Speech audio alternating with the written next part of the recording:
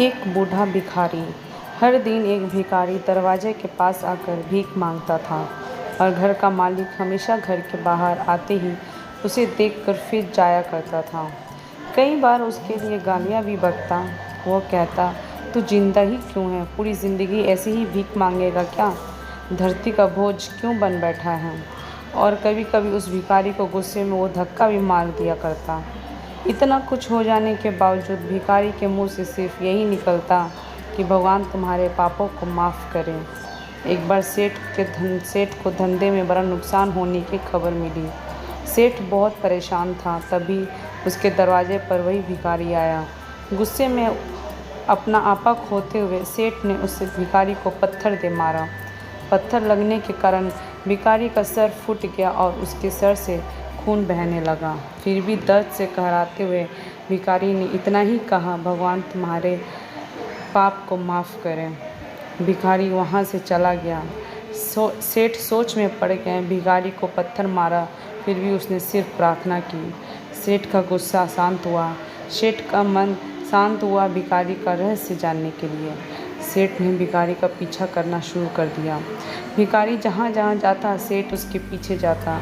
सेठ ने देखा कि कोई उसको खाना देता तो कोई उसको मारता, कोई अपमानित करता तो कोई गाली देता। लोग भिखारी के साथ चाहे जैसा व्यवहार करते, लेकिन भिखारी सबके लिए एक ही प्रार्थना करता, भगवान तुम्हारे पाप माफ़ करें। अब रात होने को आई थी। भिखारी अपने घर जाने के लिए लौटा। वो अपने घर पहुंच गया, लेकिन सेठ अब भी उसका पीछा कर ही रहा था। एक पुरानी टूटी हुई खटिया पर एक बूढ़ी औरत लेटी हुई थी। काफ़ी कमज़ोर और बीमार लग रही थी। वो भिखारी की पत्नी थी। अपने पति को वापस आता देख वो खाट से उठ खड़ी हुई। पत्नी ने अपने पति के भीख वाले कटोरे में देखा, उसमें सिर्फ आधी बासी रोटी थी। उसे देखकर वो बोली, आज बस इतना ही मिला? और हाँ, आपके सिर से खून निकल रहा है, ये चोट कैसे लगी? बूढ़ा भिखारी बोला, आज बस इतना ही मिला। किसी ने कुछ दिया ही नहीं।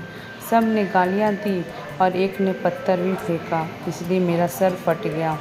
वो गहरी ठंडी सांस लेकर बूढ़ा भिखारी फिर से बोला, यह मेरी ही पापों का फल है।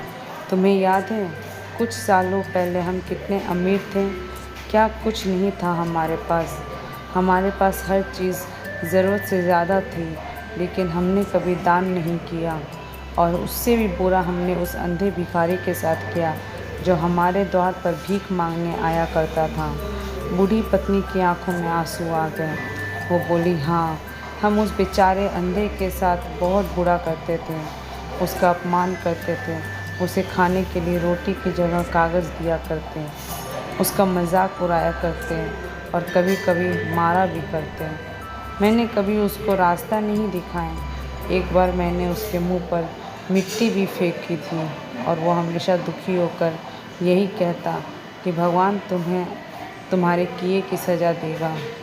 भगवान तुम्हारे पापों की सज़ा ज़रूर देगा।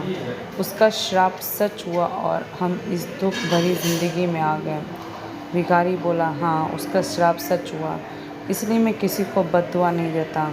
चाहे कोई मेरे साथ कैसा भी बर्ताव करे, मैं हमेशा उसके लिए प्रार्थना करता हूँ। मैं नहीं चाहता कि कोई भी हमारी जैसी ज़िंदगी का अनुभव करे, किसी को भी हमारे जैसे दुखों का सामना करना पड़े।